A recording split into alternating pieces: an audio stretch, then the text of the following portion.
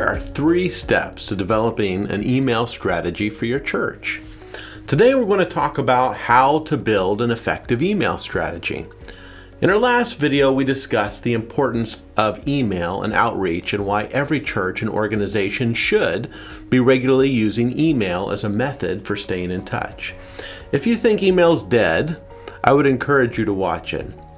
We also explained that this does not mean that you should just start spouting off emails to every address in your database. You first need to have an email marketing outreach strategy in place, and we'd love to help you with that. The first step is to compile member and interest data. It's impossible to develop an email strategy if you don't have all of your contacts organized in one place.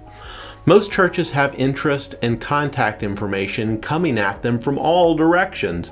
Some people fill out guest registry cards. Others find your website and send you a one-off question. Others are obtained at numerous events, and these may be in a multitude of different spreadsheets that may be owned by numerous different church members. Getting all of this information into one place is really key to beginning your email strategy and starting to segment interest. Here is common types of interest data that churches have. Do your best to pull everything together.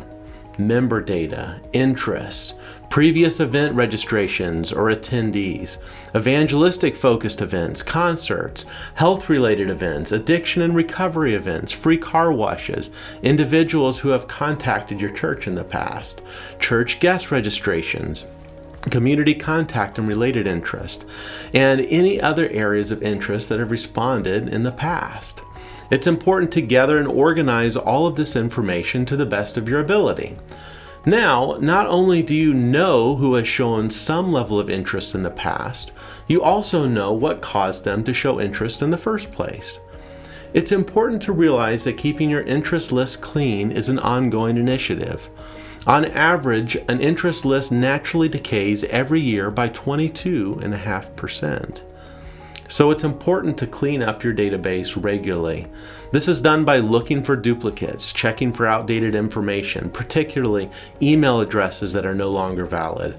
Sending emails that are undeliverable or emails that bounce will trigger email marketing platforms to regard your email content as spam. So sending only to valid email addresses is key. Step 2, segmenting your data. Segmentation is one of the single most effective email marketing strategies there is. What is segmentation? Well, according to Campaign Monitor, segmentation is a division of email subscribers into smaller segments based on a set criteria. Typically, segmentation is used as a personalization tactic to deliver more relevant email marketing to subscribers based on their geographic location, interest, history, and a lot more. What does this mean? Here's an example. A number of years ago, I attended a marketing conference, and one of the presenters was a marketer for an NFL football team. They were trying to figure out a way to improve their fans' email engagement. They decided to add one additional question to the form that fans use to become an email subscriber. The question was, who's your favorite player? What they did next was very fascinating. They decided to personalize the banner at the top of the email that included a picture of that person's favorite player. Guess what happened? Email engagement dramatically improved. What a brilliant strategy. This is segmentation at work, and it's a very, very important concept. Okay, I hear you asking, how does this apply to my church? Let's talk through a couple different examples. First, realize that every email you will ever send is not applicable to every interest in your list. So segmentation is truly key for driving engagement. Here's the segmentation example 1. Ask yourself how you would structure an email differently to a member of your church versus someone who's an interest in learning more about your church.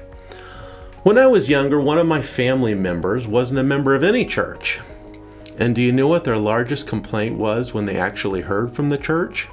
Here's a direct quote. All they ever do is ask me for my money. probably not the message the church intended for that individual. So in the email segmentation world, how would you handle this? For starters, in your email to members, it's very applicable to have a tithe update.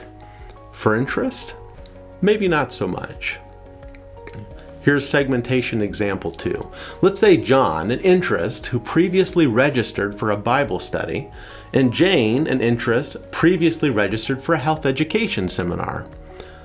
Since our interest, John, registered for a Bible study, that alone is a very strong indicator that he's interested in learning about the Bible.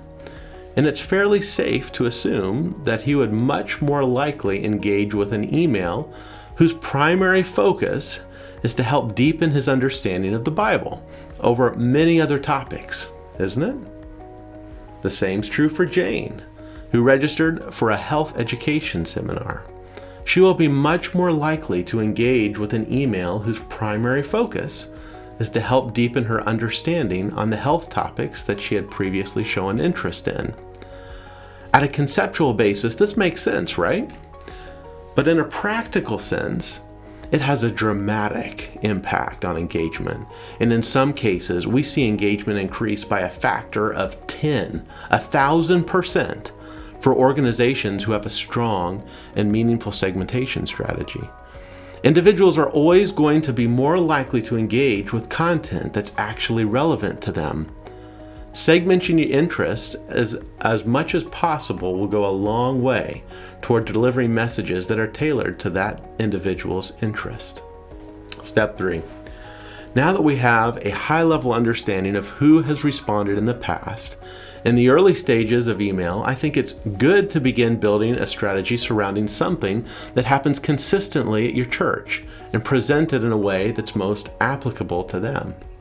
Examples include invitations to church, invitations to prayer meeting, invitations to Bible study. And in future videos, we'll have a number of specific ideas and examples that will help you get a fast start. Make sure you don't miss those future updates by subscribing. And if we can be of help, we'd love to work directly with your church. Just contact us and let's have a conversation. Until next time, this is Chris Dellen with Rethinking Evangelism.